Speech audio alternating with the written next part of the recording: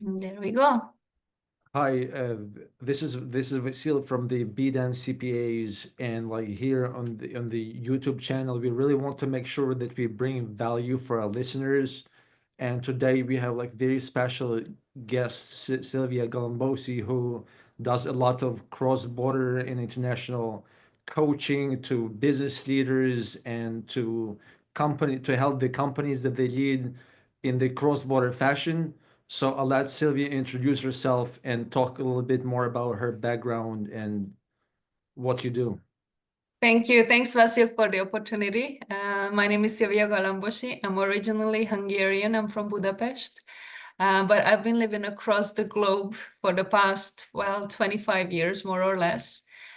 This is where my international background comes from. I've been working in leadership and with leaders for the past 25 years on international cruise lines, traveling around the globe. Back home in Hungary for a big international, multinational company, leading people there, living in Germany for a little bit and getting a taste of the culture and the language there. And for the past year, I've been living in Mexico, in the Caribbean region, in Playa del Carmen, working with leaders in this culture as well as in the United States, as well as with leaders in Europe, in Hungary and other countries.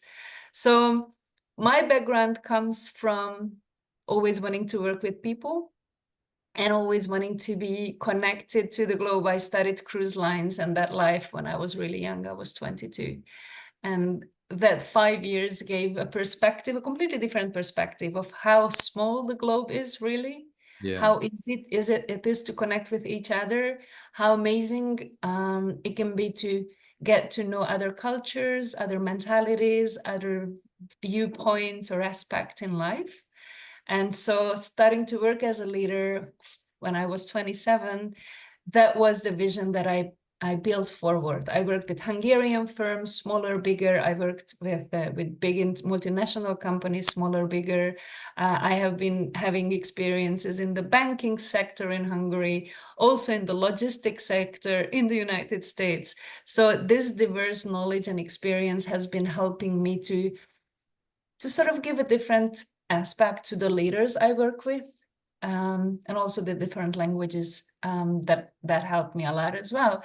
So here in Mexico, I'm still young in Mexico. It's only been 4 years, but I really enjoy how their leadership culture is very different from the one that we're experiencing in the States or even the one that we experience in Europe. And trying to or merging these three areas together gives a flexibility, gives a routine, gives experience, give an intelligent approach, And when you and say merging, that I'm helps. looking at your puzzle in your screen. It's really illustrates the point. I'm Yeah, merging things together. yeah, merging different Mm. cultures, different languages, different leadership styles, different personalities, different motivations, different purposes of lives together. This is what I can bring to the table. So Yeah, that's a and bit of my experience. interestingly, your last name Galambosi means a pigeon in Hungarian. So when we talk about the nature of the pigeon of flying and exploring, I think that's a cool connection to your road traveling in nature. But then also talking about the role of Hungary, I am partially Hungarian too. Mhm. Talking about the role of Hungary being at the crossroads of trade. So when we go back to 1300s and the crossover when Polish and Hungary were working together as a part of the Polish-Hungarian kingdom, and then those trade routes were going in very interesting fashion through the Carpathians. So my ancestry directly comes from it's from the Polish side, but it's like Polish, Slovak, Ukrainian border. So when those like the merchants were going through the trade routes, they were going through Lubko and through the places, like through like Zaguj, like Mhm. around Sanok, and from Sanok going to Slovakia and then going to Transcarpathia in Ukraine. So those people who were in that area where my ancestors came from in Ukrainian, Slovak, Polish border, it was the routes of the merchants, and the reason those people could benefit from those routes because they could sell something to those merchants or offer them accommodation. So it was very facilitative of that business connections and trade. Exactly. And I think that's one of the interesting things about Hungary, that it's a crossroad. It's right in the heart of Europe. It connects the East with the West, the North with the South. As you say, merchants have been passing through, also different empires have been passing through and sometimes staying for shorter, longer periods of time within the country, which gives it a huge diversity. Where it's not diverse is the language. Hungarian is a very unique language. It comes from a language family where there's only other two languages, Estonian and Finnish. But the language is developed so differently during time that me as a Hungarian, I actually have tested it with Finnish people as well, with Estonians. We don't understand the word of each other's language. I mean, So the same principle, Slavic languages belong to Balto-Slavic family of languages, but like Slavic people Hungarian, cannot understand Baltic people, even though technically back in time yeah, there was it much more used to be connection. the So it's same. kind of similar between Finnish back in time, yeah, but right now it's like it's very hard to follow. Yeah. And I So challenge my wife. My wife is of Finnish origin, like has like okay. 30% Mhm. Finnish origin. So I told her, look, it's Finnish is one of the most complicated languages in the world with 16 cases. One noun has 16 cases. I'm like, don't you think it would be cool to reconnect with your heritage and learn Finnish? I mean, it's amazing. No other language in the world has 16 cases to a noun. It's like, okay, 6 cases or 7 cases. Mhm. She's like, yeah, I'm not sure about that. So I'm still having a hard time to convince her to Yeah. learn. Yeah. Yeah, but it's always nice to speak a small language. I always encourage Mm. people to, if they speak bigger languages, English, Spanish, German, French, one of those which really takes you anywhere in the world, to learn a small language too, because it gives diversity to your approach. It gives a different aspect to it. So Yeah, so I triggers work the mind differently a little bit. right. And it prevents Alzheimer's. It really keeps those neural connections going, new neural pathways, and all of that. Exactly. Exactly. So Exactly. I work with cross-border tax strategies. So working with global companies with presence in different countries is my target market. So talking a little bit more on those lines. So say when we talk about global trade and Mhm. business, based on your consulting, coaching, and experience, what do you think prevents people from doing global trade? Like what kind of fears, and do you think if there are certain barriers? Because I'm not saying that everybody should be doing global commerce and trade. Of course, we have different niches, but perhaps you see the segment of people who could really benefit from that, but certain barriers keep them from trying it. So could you Mhm. comment on that? Absolutely. And there will be some very objective factors where people feel like I don't speak the language well enough, I don't have the right connections, I don't know where to start. Most of the time, these thoughts are actually created by limiting beliefs that we have in ourselves. Mindset is everything. Your mind is everything. Whatever you think you become, you probably know this quote.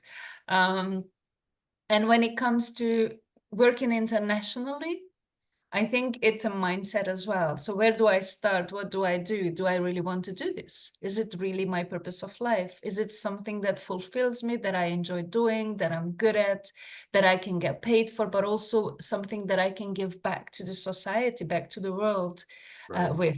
Is this your center of your purpose of life? And if it is, and if you see your company growing internationally because you have an amazing service or an amazing product that you can sell, then that's the first step. I see myself doing this. I see how my products and services are available globally. So it starts with the mind. It starts with seeing your goal in the future. It starts with connecting to those emotions. So it's again mindset.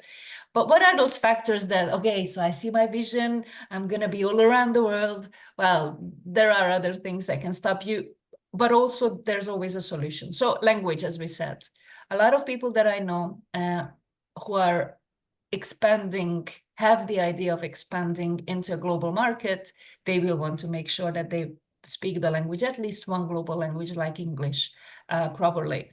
going back a little bit to Hungary, speaking Hungarian only will not take you very far.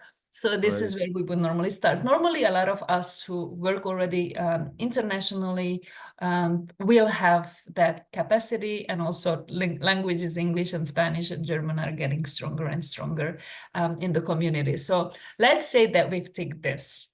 The next thing is normally connections. Okay, so how do I do that? Where do I find those connections with whom we can build strategic alliances and work together cross-border? Again, there's a solution. There's all kinds of networking groups. There's all kinds of platforms and commerce groups and chambers that can help with that. Yeah, and I And feel like on that topic, I feel a lot of people are afraid to waste time because, you start going to a lot of networking. And then, like, do you have any tips about strategizing that networking to really make sure that that time is well spent? um, I would say on this one, less is more. So pick one and stick with this one. Take the most out of that one group, one organization. Make sure you live it to the fullest. There's this saying, you don't have to do 100 things 6 times. You have to do 6 things 100 times Right. to bring it to a success. So focus on those connections that are valuable for both of you. Focus on how you can help others. What is it that you can give? Build your visibility, build your credibility by being there for other people in your networking groups. And that can bring you the right connections in your life that you need to grow your business. Yes. So, And so then you, go ahead.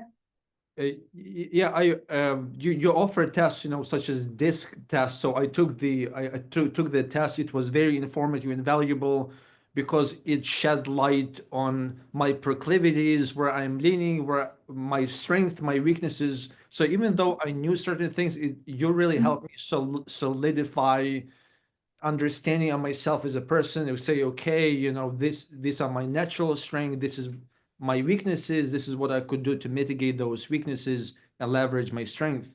But based on those tests that you are seeing, what percentage of people would you say is more is prone to global trade, global commerce, based on the factors such as openness to experiences and things like that? That's a very interesting question, Vasil, and I will not have exact percentages for you because I would need to do research to be completely sure and secure on saying a number. What I can say that with working on your mindset, it's possible for everyone. Without working on mindset, it's possible for less. And an interesting topic, yes, DISC will show you actually if it's in you. This will show you if your strength is to set a new goal and achieve it and make sure that everything is done there. This will show you if you're actually a good networker or not, or if it's your superpower. Everyone can be a good networker. But if it's your superpower, it's something that you were born with or something you carry with yourself. So that helps absolutely. But let's talk about, the biggest fear a lot of people have when going into international trading or global thinking, and that comes into taxes. And so that's your area, and I'm sure you'll be able to give us some examples. But what I experienced, like, oh, Sylvia, like, global taxing is so complicated, and if I make a lot of money, I will have to pay a lot of taxes, and fear comes in. And so when fear comes in, it creates a huge blockage into actions. When you're under fear, you just don't want to see it. You don't want to deal with it because it seems too big, because you don't know how to start. And that can actually take you back. And that brings us back to the topic of mindset. How are we looking at possible taxes? How are we looking at taxation? Are we seeing the abundance behind taxes? What does it mean I have to pay a lot of tax? It means I've made a lot of money. Right. How can I make smart decisions related to my taxation? Well, I don't know. I'm not a tax expert, specifically not an international tax expert. But that comes again back to the fact of networking. Do I have the right people to ask the right questions? And I know I do. You see, that's why I love working with you. And when we talk about strategic partnership, because it's like, okay, Sylvia, has great global experience. You work for IBM, all of these great global companies.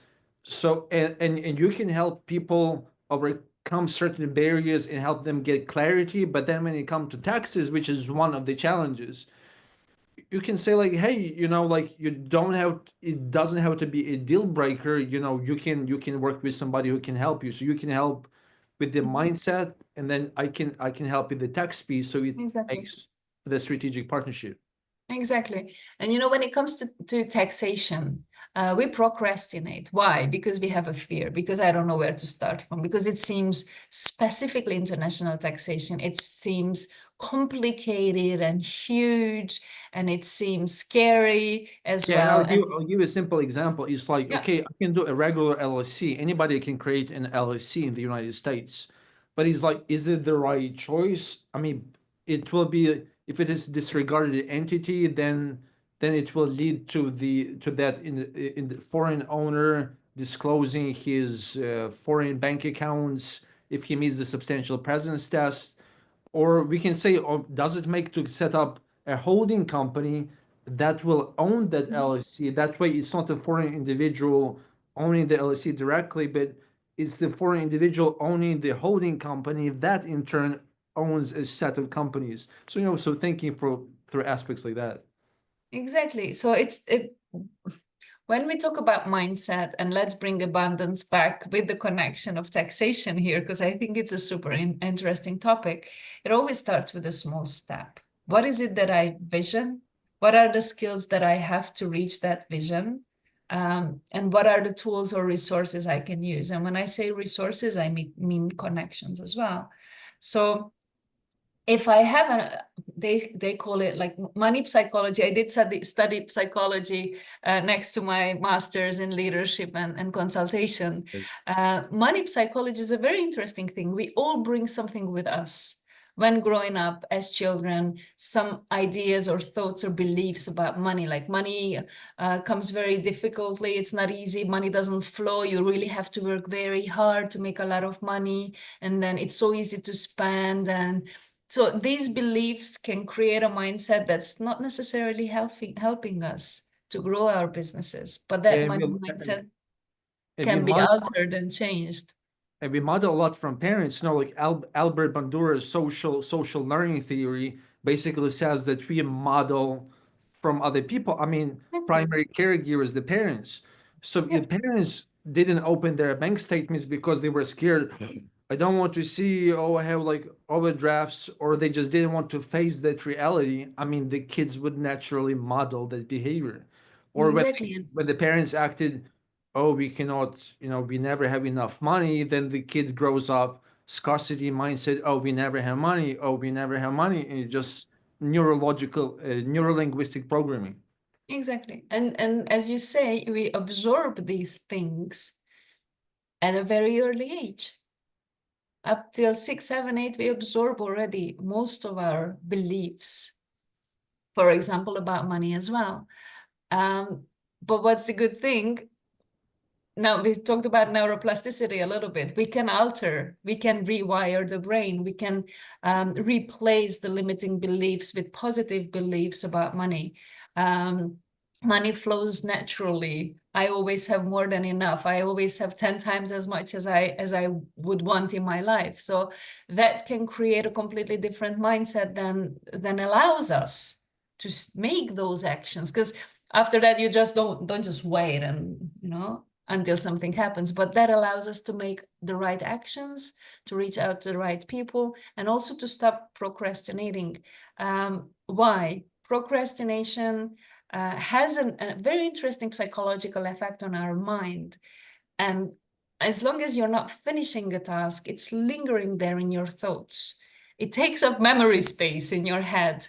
And so if that memory space is taken up like it was a computer, you're not able to operate up at your highest extent, which means you're wasting your brain, you're wasting your mind, you're wasting your creativity, you're wasting your energy on a lingering tasks that stays with your head. So And when it comes to taxation and when it comes to the tax season, start it. Make sure you've got the right people to support you, like yourself, Vasil, with all those complicated tasks. Break them down to smaller steps and just see where you're going.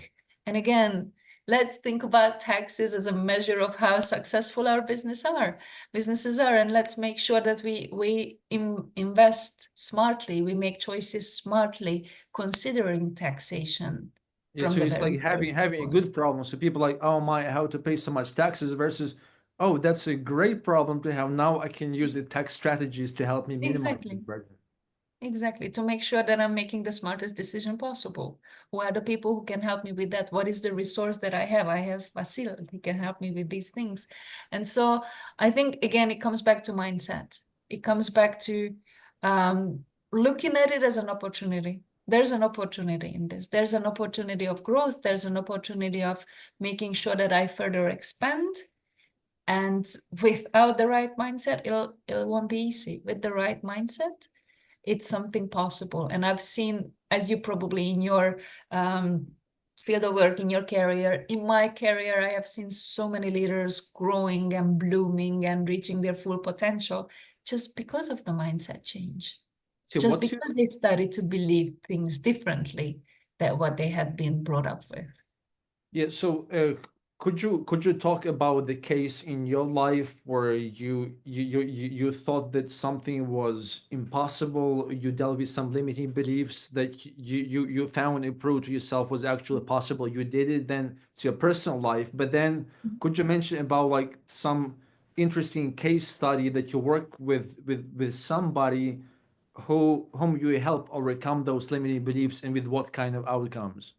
Absolutely. So a very short, and I think the greatest example is us moving to Mexico as a family, living in Hungary in the heart of Europe. It's not something a lot of people would dream about, but we had this dream of living in the Caribbean eventually when we retire with my husband.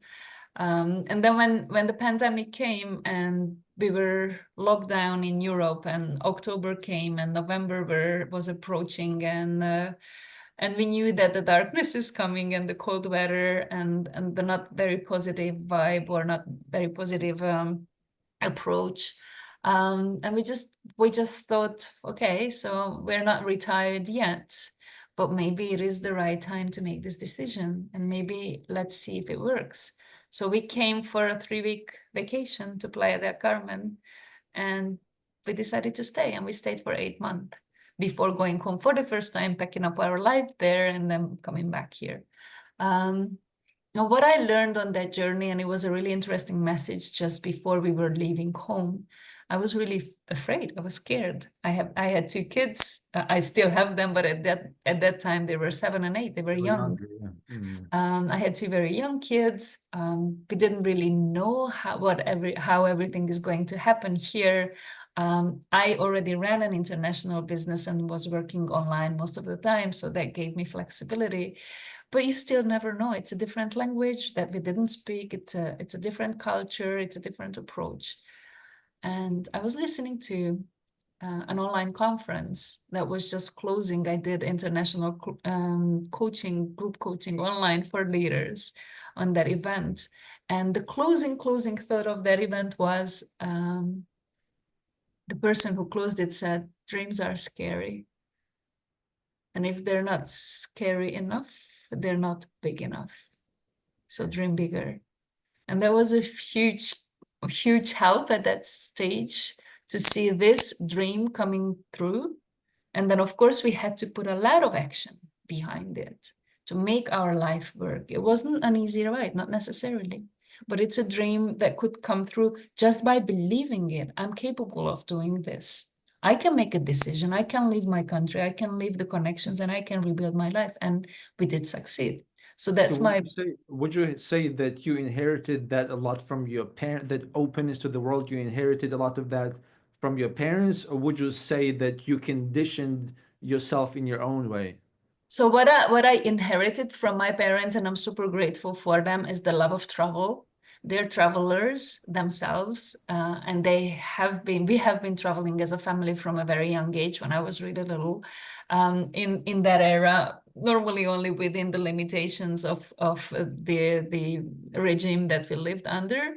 But once we could, we traveled further with them, normally only within Europe. But then I continued, I fell in love with traveling. I fell in love with different people and different cultures and different languages. And so that's what took me on the cruise ships. And I was there between the ages of 22 and 27. And I think that's the age when our brain grows. That's when you're still young, you're not a kid anymore, but you're barely an adult. And that's, I think it's a very important period of our lives. And I think that's where I really reconditioned a lot of things that I had grown up with. I probably still would be a traveler had I not done that 5 years of my life, but I probably wouldn't be living abroad and I wouldn't have lived in so many different countries in my life. And moving countries wouldn't be with such an ease for me, or even taking it to a step further, handling change or managing change or being resilient probably wouldn't be that easy. So there was a really good heritage that I got, which then I reconditioned and shaped. And that helped me to become the person who I am today. You know, like in Germans have an interesting word for resilience. It's belastbarkeit. So last means burden. Mhm. So it's like withstanding pressure or burden. So I think it's like, and I think a lot of people get bored in life because it's you reach a point in your life where you know what the job entails and you just get bored because you don't have the pressure commensurate with your growth potential. So I Mhm. think when we can set our environment in such a way that will push us to challenge ourselves, then the life would be interesting and engaging versus like, oh, already seen that, it's the same old. So psychologists are recommending changing the location. I mean, it doesn't have to be another country, but they say if you change the residence location every 5 years, even within the city, it adds another level of dynamic dimension to your life because your mind has to figure out new New things. impulses, new possibilities, new burdens, new difficulties, new easinesses, new connections. Exactly. And that moves us forward, and that helps us grow as human beings, and of course as leaders, as fathers, as mothers. It helps to grow. It helps to see the world with a different pair of eyes. And And thinking so, about it, multi-generational perspective, you're like, okay, mm, what kind of example do I want to set for my mhm. kids? So, you traveling, and then of course, they go through like, how did they take to adjusting to Mexico? I mean, was it difficult for them? Like, how did you go about that? I think as a lot of us, if you have more than one kids, they'll be super different from each other. And so that's the case of my two children. I have a daughter who's a super social little being, and she needs to be, and she loves to be connected. So the minute they only spoke Hungarian when we arrived to Mexico, and they started schooling, and they have been in a bilingual school ever since. So they learn everything in Spanish and in English at the same time. And so Mhm. she very, very soon realized the importance of quickly learning one of these two languages. Better maybe Spanish, because most of her classmates spoke Spanish, but it's an international school. So there were some kids from the States and they would be speaking English. And she really quickly realized, oh my God, I have to learn Spanish. And it wasn't a conscious realization. She never said it out loud. I have to learn a language. But she realized that for her to be able to connect with the other kids, she needs to communicate. So it took her 4 to 6 months to be able to communicate. Of course, her knowledge wasn't perfect, but in 6 months, she was able to already engage in a conversation in both languages, which And, was and super and amazing. did she already know English in Hungary? Did she already know some English in No, Hungary? well, she took English classes at school once a week. So yes, she was aware of the colors, some fruits, some animals, but I wouldn't call it real language knowledge. So Yeah, she because didn't I, speak I was English. about to say English helps a lot because after Norman conquest in 1066, 60% of English vocabulary is French. So that being a Romance language, I could Yeah. see it being helpful, but yeah. Yeah, but no, she didn't. And Mm. then Mark, my son, so my daughter's name is Greta, my son's name is Mark. He's 2 years older than his sister. And he's a tougher little guy. He has his own ideas and his own concepts, and he likes to lead things. He's more focused on tasks and how we do them and what are we going to reach, on goals and achieving those goals.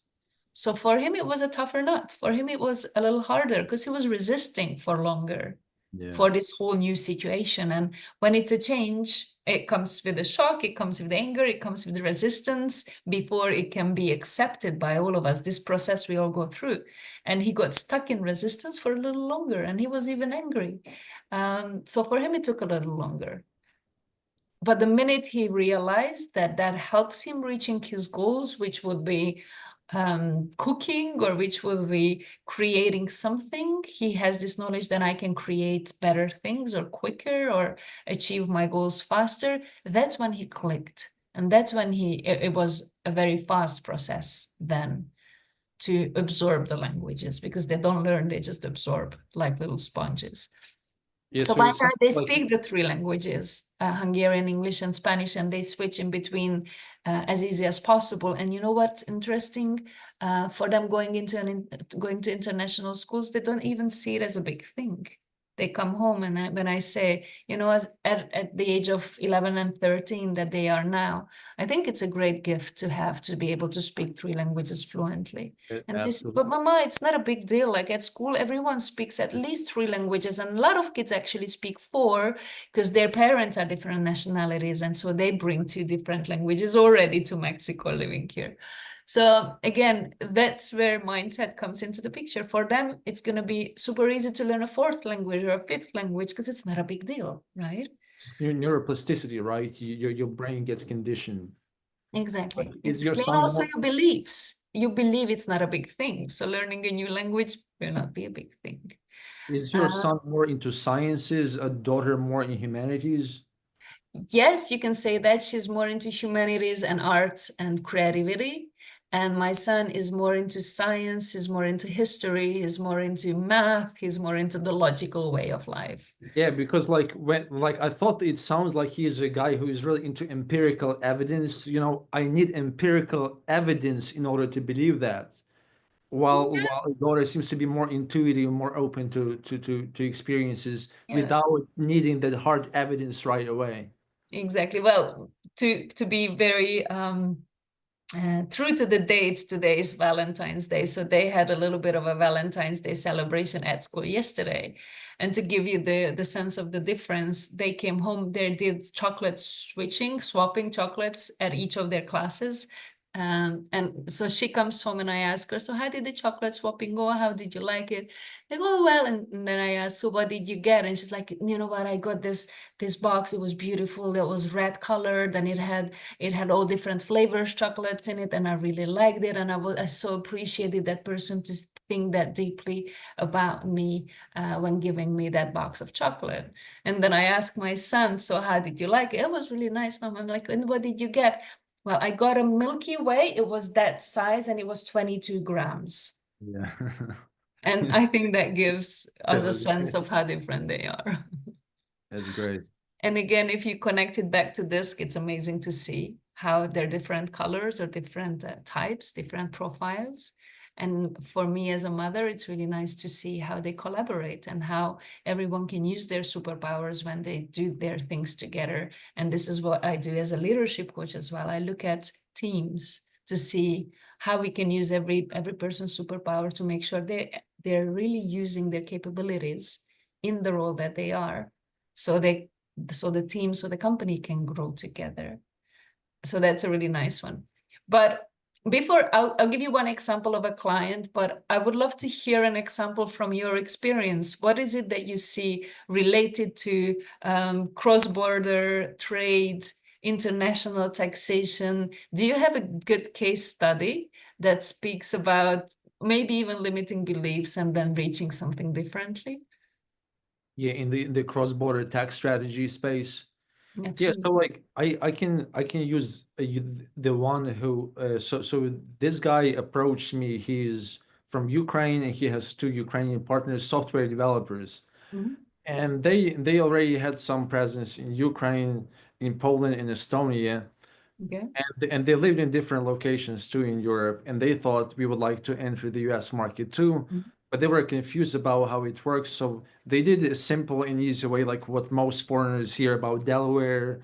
You need to incorporate in Delaware. Everybody hears that and they assume that Delaware is best because, they hear that in the news all the time, Delaware and Delaware. So, that's what they did. They opened like a Delaware LLC, but then they were very confused about the taxation aspects, and given that they are still developing the product and they need to get the buy-in for their product is still in the testing stages, they didn't know how to go about the taxation, and they thought, should we go this way?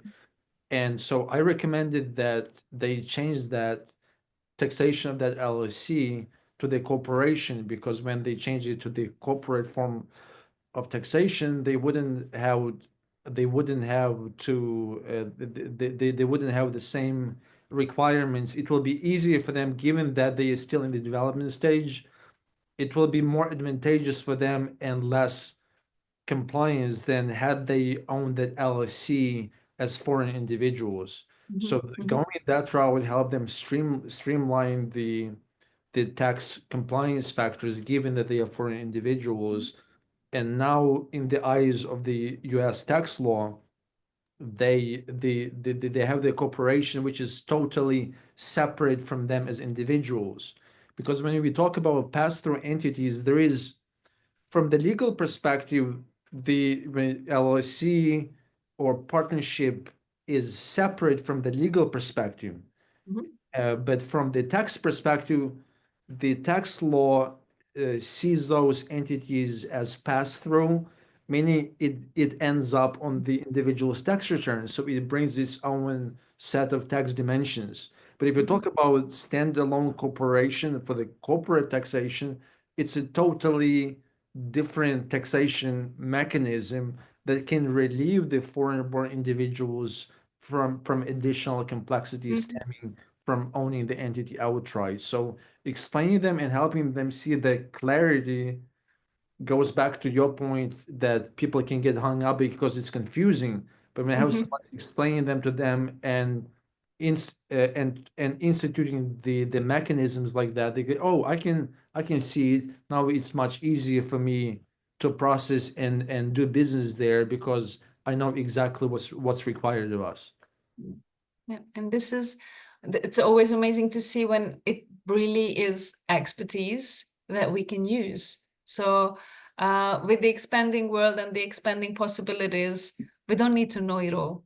We don't need to figure it out all ourselves. And sometimes the idea that we get from the media, from here or there, is probably not the best idea for ourselves. So going back to how to use your resources, who do you know that can help you with that question? That is their expertise, their superpower.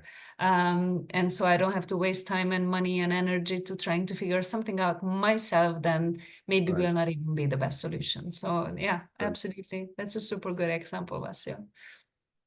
Really great one. Yeah, thank you. Thank you for sharing your personal story and how it all unfolded. So, like, now could you share the case study, like how you worked with the client in helping get out of limiting beliefs and changing mindset? Yeah, absolutely. I have two really good ones, and I'm debating between the two. So I'll give you just a short framework to see how different they are. One of them is with she was this deputy CEO. She was the COO of a enterprise in Hungary, a top leader of that enterprise, of that company, for a long time, and she started to feel burnt out, and she wasn't sure if really she's at a good place. She was always complaining, and throughout our work, she actually reached to the level where she could take 3 months off completely. She went for sabbatical for 3 months, rewired her brain a lot. We thought about a lot of things, worked together on a lot of things, and she's now in another huge leadership position at a completely different company where she's super happy and found herself. So just a short rundown and the fact itself. So when we started to work together, her aim was, Sylvia, I need to find my way to be calm in the company where I am, because I'm just complaining, I'm not happy, but the option wasn't there to actually leave that company. So her mindset said, in here, I have to find how I am better. And then, of course, it's turned out to be something completely different. So that's a good one. But the other one that I want to talk to you about more is, so she's around her 50s. And so the other example is a very young entrepreneur. He's just turned 31, a French guy. And he started to work with me because he wanted to expand his business. And he's at that age, late 20s, early 30s, when he already has some experience in his work. He already has expertise, he gained knowledge, but he was super unsure of what he's really capable of. So that was a lot about mindset, a lot about what he believes about himself. What is it that he tells himself? What are those superpowers? And of course, we did DISC. Of course, we did a lot of other methods. We did Ikigai, which is the purpose of life, to find the real core of the why. Why am I here? Why am I doing the things I'm Yeah, and I doing? think listeners may not be familiar with Ikigai. Could you say what it means literally? So it's a Japanese word, it's a Japanese method as well. It means the purpose of your life. It's your true why. Let's bring in Simon Sinek. I follow and love his work, and he talks about the golden circles and with always starting with a why rather than with the how or the what. So finding the why am I here? What is it that makes me happy? What is it that I love doing? What is it that I'm good at? What is it that pays me? What is it that I can give back to the world? In the center of these four questions, you find your purpose of life. And that's what's in Japanese terminology, it's your ikigai. So having clarity, and you talked about clarity from a taxation perspective and with numbers and with money and with figures, having clarity about why, who you are, what you want, why you want it, how can you achieve it, what are your superpowers, what are your limiting beliefs, how to rewire your limiting beliefs can take you a long way. And so we've been working together for, I'm looking at the date, for over 8 months now. And he's just had a new contract signed with a massive client in France.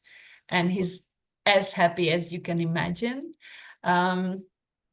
And for me to see his growth, how he's been growing as a person, as an entrepreneur, and as a business owner, that gives me chills. This is why I do what I do, because it really fills me up, and I'm passionate about seeing those goals achieved that he puts for himself. So That's yeah, that's an amazing example. Yeah. yeah, Thank you for sharing. really happy for him. I am.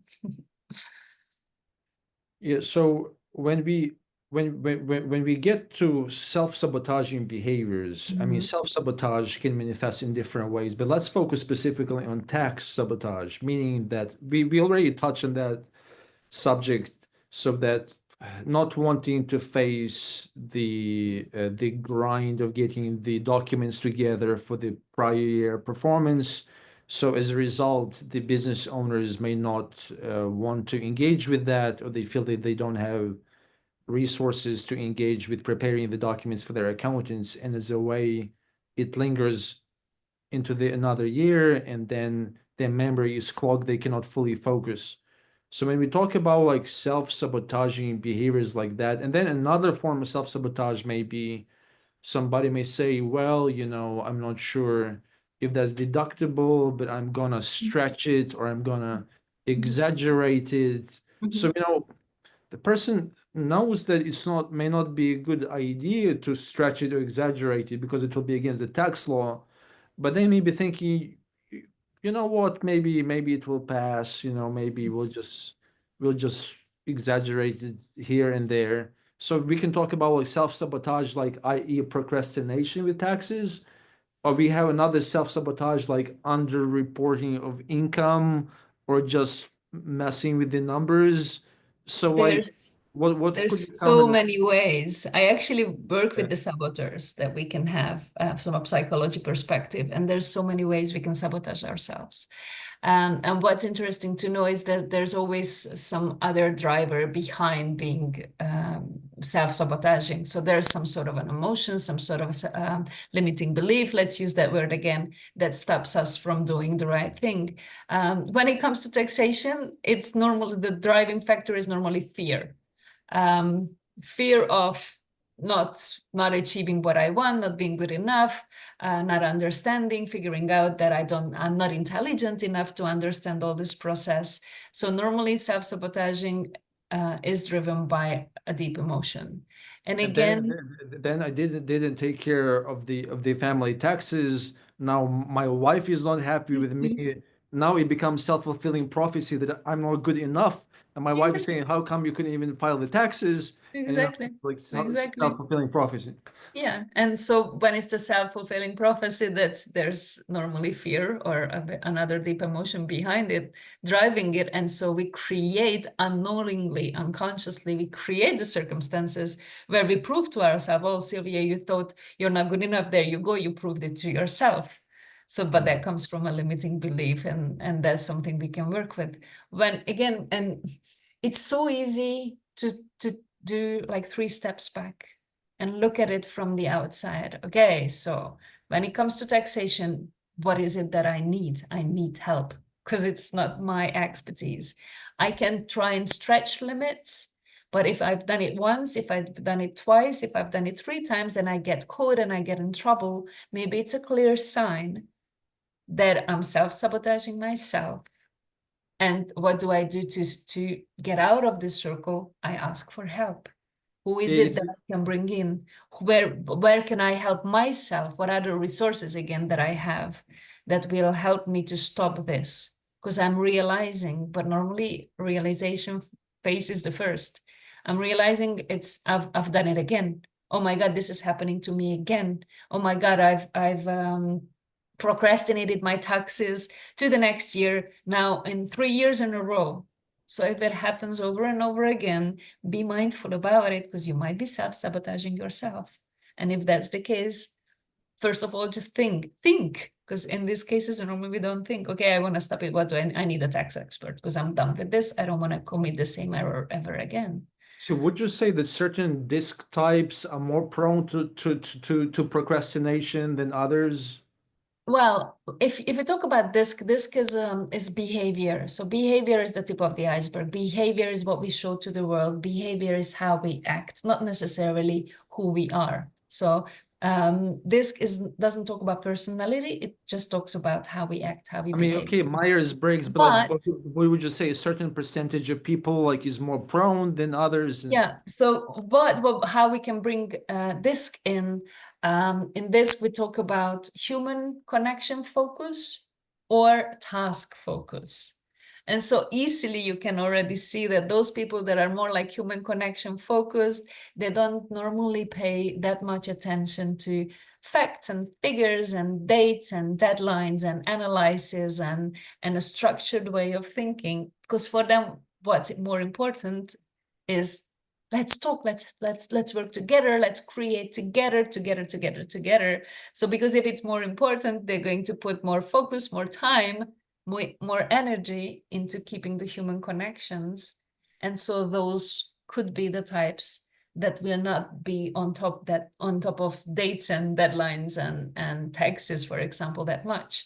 So yes, if you talk about it as such, those ones that are extroverted and human connection focused, they probably will need a good tax expert more than the ones that are very task focused and very aware of all the deadlines and what they have to do and how they can do that. And they will still need an expert to do that for them, but they will be the ones that will be on top of their games. And so if you tell them this is the dates to give all the paperwork in for me so that I can proceed with my processes and do the taxation relevant tax for you, they will be the ones who will give it to you on time. And then those ones that are not that much task focused, then it doesn't necessarily connect with self-sabotage. It's Yeah, just being different people. right. Yeah, Yes, yes. and then when we talk about like underreporting cases, so when somebody thinks, you know what, I know that I'm stretching it, or I mean, I am underreporting income, and conceivably you would think the person would think, well, it can caught up with me, especially if I'm a foreign individual in the country. If I want to eventually become a citizen, it can caught up. Conceivably, you can project that and see the trajectory. Mhm. However, some people somehow, the immediacy of the short-term gain Mhm. overpowers that, and they may have a clever idea. Oh, maybe I'll just use a tax guy to help me, bring money in to legalize money in this country. Maybe I can get help like that. So the foresight would tell him that that's not a good idea, but the person may be prone to self-sabotage in that way. So how can you comment on one hand, person can use foresight and say, okay, I see that that's not a good idea, from the overriding perspective of the short-term gain, thinking, oh, maybe I should do it, I just won't get caught. Mhm. I think you're spot on with saying how short-term gain overrides the long-term perspective. And so when it's with leaders, we talk about vision. When it's about individuals, we talk about reaching the purpose of your life and living a fulfilled life. That's not a short-term goal. Reaching your vision, whether it's an enterprise, it's a leader, it's a human being, it's a person as us, it's not something that happens in the next 6 months. Can be great, but normally it's a long-term thing. And then you make sure that your actions and your thoughts and your ideas and your collaborations support that long-term vision. And if you get stuck in the short term, achieving short-term goals, then you're never going to reach something bigger. And specifically when it's an international complicated tax issue or a taxation related matter, then am I like, what is my long-term goal? Do I want to stay here on the long run? Am I building a life here? And am I raising a family here? Do I have a long-term vision and plan for my business here in this country? Or I'm just here for who knows what? And if you don't have plans, well, maybe it's a good one to have some, because that can keep you from making those mistakes, living for the short-term wins of your life. Would you say that like a certain percentage of people is naturally more inclined to long-term thinking and seeing and having that foresight, versus a certain percentage maybe skewing much more to the short-term thinking? Again, it'd be difficult to say percentages. What I see, it can be different life stages. It can also be different life situations we're in. It comes with personalities a little bit. It comes with how we behave a little bit. It comes with who we surround ourselves with a little bit. Because what if the people that I'm around, I see that they're long-term planning, we talk about this, there's a dynamic of having a vision, there's a dynamic of working towards that vision, then that's probably something I'll feel natural with, because everyone's doing this around me. If it's people that are just living for the day and they don't have anything better to do than just to think about the here and now, which is great in a way, but then probably I'm prone to that. And also, let's mention, what is the heritage that you're bringing? Have your parents always been thinking long term? Did they have the opportunity to do that? Or they lived under such circumstances where they just had to survive the day? And so if they survived the day, then they had to survive the next day. And there was just no point on midterm, long-term planning, because the situation was so volatile, so fragile, that it was just not possible. So again, it's a lot of little things combining that brings us to the individual and their vision into just concentrating on short term, or the ability of being able to concentrate on a long-term vision and making sure that everything, for example, international taxation, is in line with that long-term vision. Yeah, so would you say that that's one of the main reasons people would benefit from the coach? Because usually, because of that tendency to get caught in the weeds and not seeing the forest for Mhm. the trees, and then I am spending my energy and turning my wheels, and I'm stuck because caught and stuck in small potatoes in minutia, and I just can't seem to break the vicious cycle of working, exhaustion, burnout, Yeah, indulgence, regret, and repeating yeah, the same yeah. cycle over and over again. Exactly. And so burnout is very interesting topic because then you don't even see where you're going anymore. So it's a question like, okay, well, what is it that you really want? The answer I would get, I've got no idea, Sylvia. I don't even know what I want anymore. And so, of course, then long-term vision is not in the picture. And that's where I can help. If it's a case of burnout, if it's a case of, feeling like trapped in the everyday routine of the life, and I don't even know why I'm doing this anymore, then I absolutely can help as a leadership coach, as a person, as a consultant, to bounce off of these worries or ideas or dilemmas or questions or problems. I don't like to call them problems, they're tasks. Um, and we can get a resolution, and we can get clarity again and clear it out and bring some light into those days. And if it's not that difficult, if the company is flowing well, then what I like to help with is to make sure that the team uses their full potential, that they connect and communicate the way which helps them grow, which helps them to reach their individual little whys and individual life purposes within the integration of the company, which then definitely will help the company grow and definitely will help the top leader to achieve their dreams and fulfillment. So this is how I help. And when it comes to anything international, what some other examples or ideas there are, Vasil, where you can help people with taxes and taxation and making the right decisions in this field?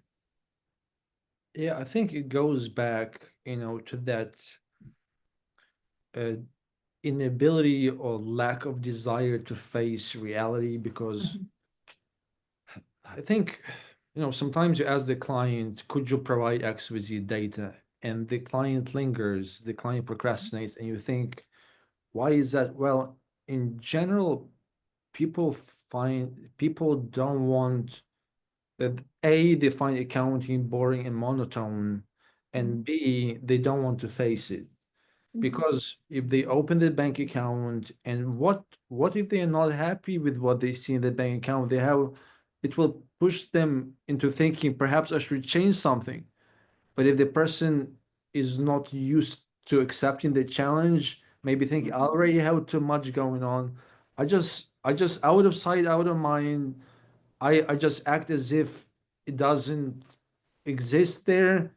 If mhm, it catches up with me, fine, I'll deal with it then. If it doesn't, I don't mhm, have to deal with that. So I think it's coming to terms with reality and understanding that there will be a measure of discomfort.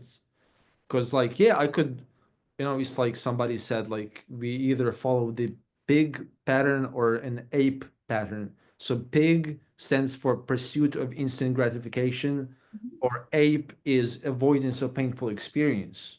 Exactly. So I'm like, do I want to follow the pig or an ape pattern, or do I want to accept a little discomfort, Mhm, and it will help me in the long run? So I think it's things for me, it's things such as, like cold shower in the morning, because it's like, yeah, it may not be like the most pleasant experience, but it's like conditioning myself and saying, well, it is good for me, it's good, refreshing, even though it was a kind of uncomfortable. So I think it's the gradual exposure to adverse environmental and social conditions, saying, I can prevail despite of that. mhm. And Exactly. that and I would say that I think, that's why, like, forming a strategic partnership with somebody like you is helpful. Because it's like when I just started my career in 2013, I got hired by the CPA firm in Charlotte, North Carolina. And I was talking with the partner, and he goes, Basil, do you realize? So like I'm asking him to reflect on his 30-year career in taxation. I'm like, what are your main lessons? How would you comment on that? He said, you know what I realize is that my job is like 90% psychology and 10% is like solving the actual issue. Because when the client calls you, they don't know the tax law, so how can I expect the person to know what they want? They are groping and searching. They can give me the gist as much as they can describe, and they rely on me as the tax expert to guide them through the process. So it's like understanding those levers that is 90% about psychology, but then also saying, look, I have limitations. I'm not coaching people actively. So it's saying perhaps in some of these cases it would be useful to work with the coach. But then you go back to the how accepting the person is of that, and then going through the dynamic, well, how do I even bring it up? So like if I'm a tax guy and I see like certain psychological blocks, but how do I even bring it up? Well, there are certain questions that can help you with bringing this up. The one that I think is the simplest is you can always tell them, look, I see how it's a dilemma, how taxation is a dilemma, how making the right decision, how procrastination can be a dilemma. Who do you share these kinds of dilemmas with? If you're a leader, if you have a team, who do you share your leadership dilemmas with? Who's the person that you trust that will have insights to you and will not only listen actively and create the space for you and the time for you in your calendar to hear your own thoughts, say them out loud, but can also give you valuable feedback, bombard you with the right questions at the right time to make you grow. So this is a powerful question that we can ask. Would you share it with? And if they say, oh, well, I share it with my mother, with my partner, with my daughter, with my employee, with my manager, with my colleague, With my then cat, we can with my ask with my dog, with my with my cat. pet, with my dog, because at least it listens, right? And doesn't speak back and doesn't send me away. Then we can always ask, okay, and I'm sure you're getting the right sort of support for these people around you, right? And then normally the answer is, well, no. Well, they listen, but they don't really understand all of it.